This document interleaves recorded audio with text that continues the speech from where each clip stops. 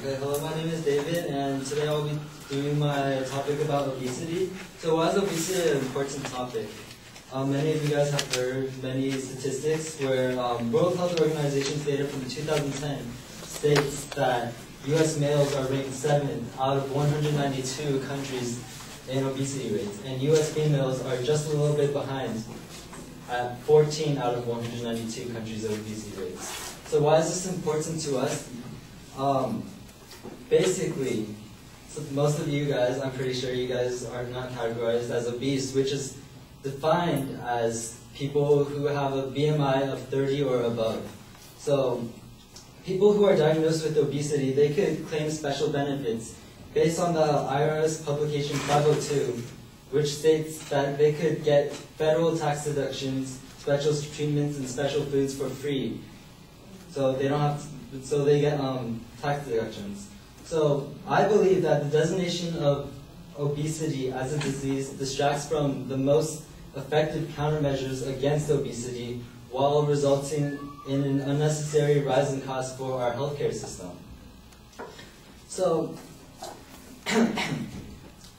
Richard N. Bergeros, a medical doctor who works about obesity in the Heart Health Center, states that the most effective countermeasure against obesity is exercise and proper nutrition.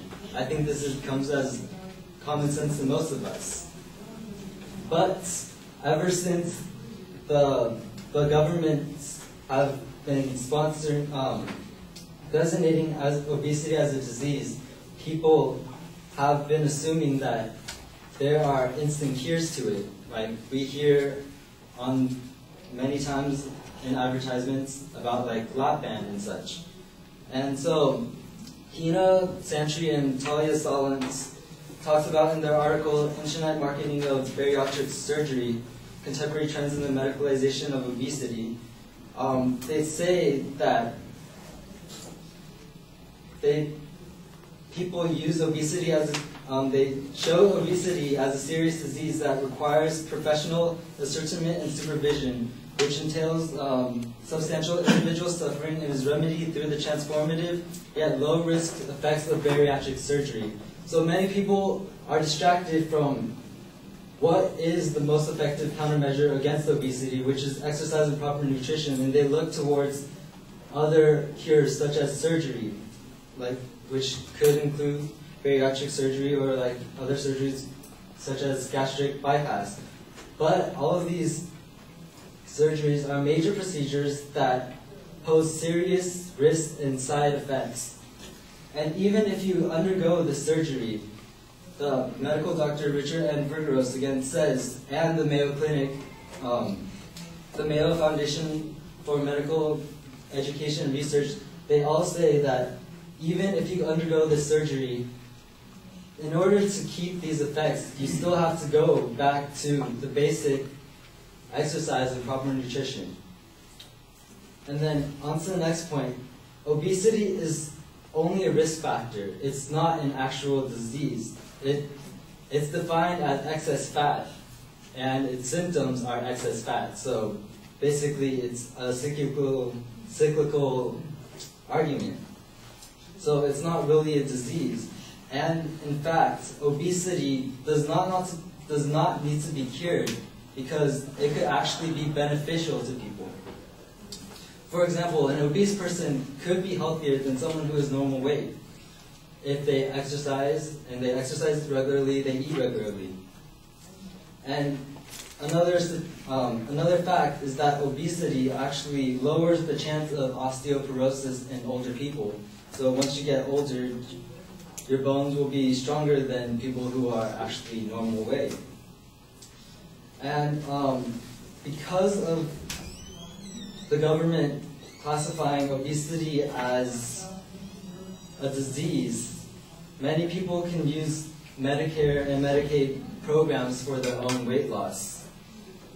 A statistic from Eric A. Finkelstein, medical doctor Justin G. Trogdon, PhD, they say that Obesity accounts for 8.5% of Medicare expenditures and 11.8% of Medicaid expenses.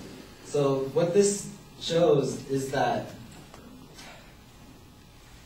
obesity is accounting for a large rise in costs for our healthcare system. Many of our taxpayer dollars are being diverted into curing this problem of obesity, which is not a problem at all. It's not a problem that needs to be cured. So I believe the designation of obesity as a disease distracts from the most effective countermeasures against obesity, which are exercise and proper nutrition, while resulting in an unnecessary rise in costs for the healthcare system. Thank you.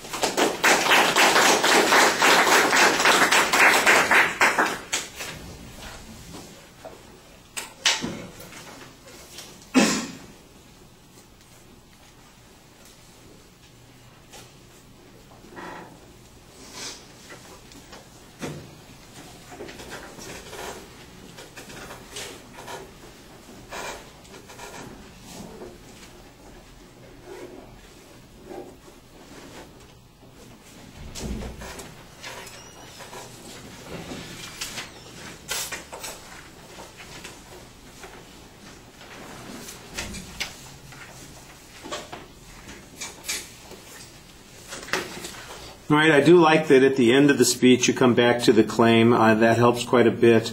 The body of the speech needs a clear preview, and the secondary points need to be phrased like claims. You don't really signpost them. Mostly they just get labeled, and there's kind of a structure that goes along. There's a lot of assertive material about how minimal obesity is, and then you turn around and you've got data that talks about how substantial a component it is in our healthcare costs. I'm not exactly sure that fits in with the point of view that you're trying to advocate here. The notion that some of these things might be paid for by some of the surgery techniques, for instance, might be paid for by Medicare or Medicaid is an interesting idea, and the argument that